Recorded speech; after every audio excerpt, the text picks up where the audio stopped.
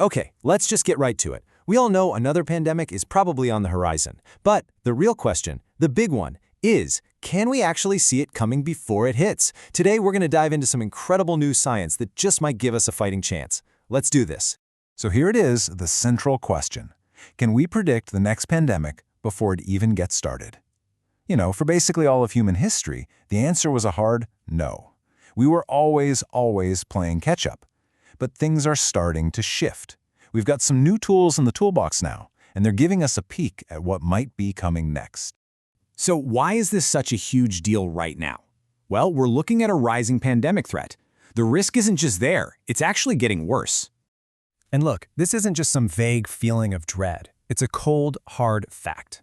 If you look back over the past 70 years or so, the rate at which new diseases are popping up has been accelerating. It's speeding up. I mean, just look at this chart. It really puts it into perspective. Before the 1980s, we were talking about fewer than 100 outbreaks a year. Fast forward to the 2000s, and that number has just exploded. We're talking several hundred now. It's a huge jump. So what on earth is causing this?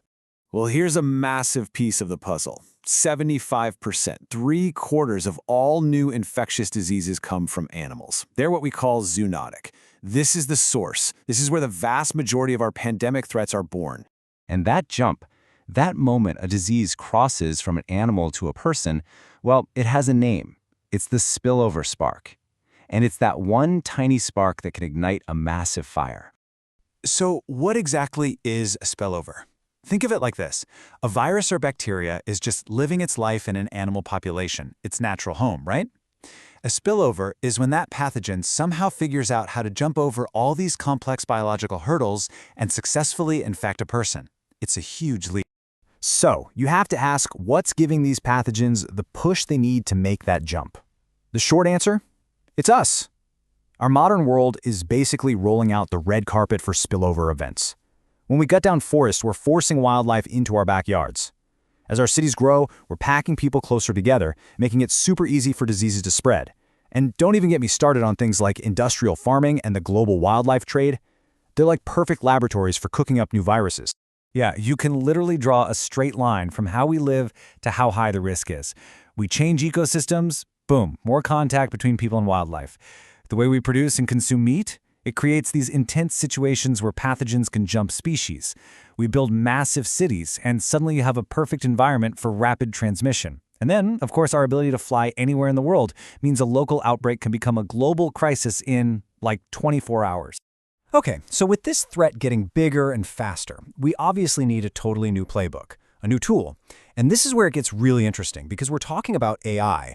Artificial intelligence could be the key to building a real early warning system. And this is a massive shift in thinking. I mean, for decades, public health has been reactive. We wait for the alarm to go off, for the fire to be raging, and then we rush in to fight it. AI lets us be proactive. It's like having a smoke detector that can smell the smoldering embers long before they ever burst into flames. So how does it do that? It's pretty wild. AI doesn't just sit around waiting for a doctor to file a report. No, it's constantly scanning everything. We're talking about mountains of unstructured data. It's looking at social media posts where people are talking about weird symptoms. It's reading news articles in hundreds of different languages.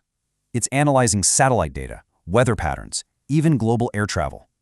It's looking for a needle in a haystack, a tiny hidden signal that something is wrong. You can really break it down into 4 key steps. First, the AI just vacuums up all this different data. Then, step 2, it goes on the hunt for anomalies, for anything that's out of the ordinary. It could be a weird spike in Google searches for fever in a tiny village somewhere.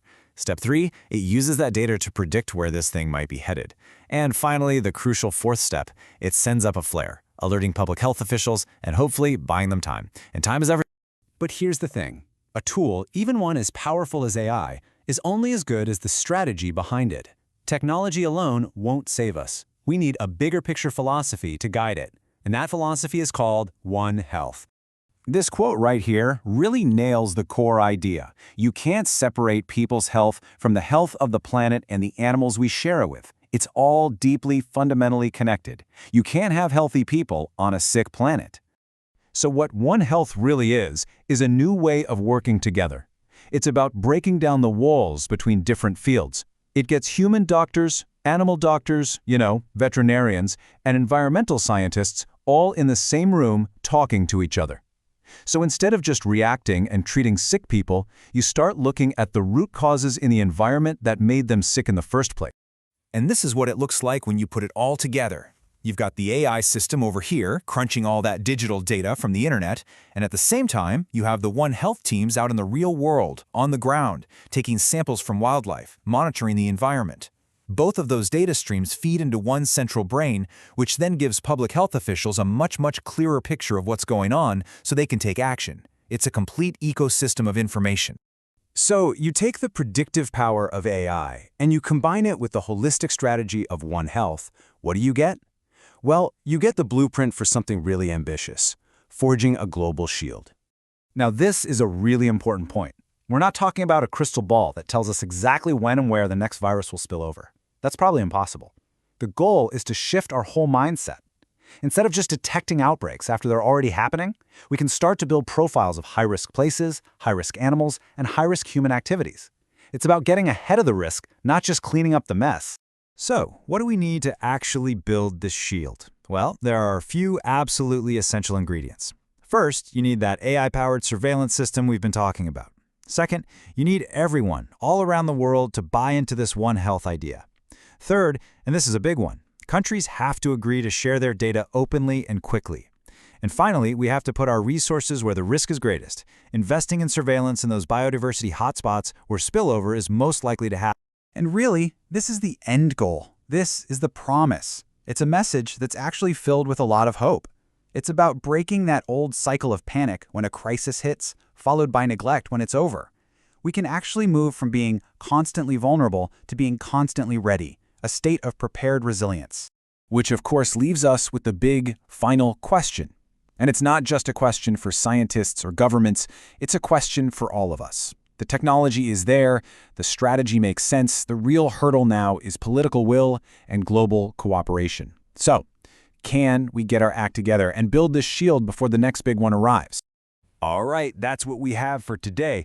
If you found this deep dive helpful, or maybe even a little bit inspiring, please do us a huge favor. Go ahead and share it, give it a like, and of course subscribe so you don't miss what's next. We'll see you on the next upload. Thanks so much for watching.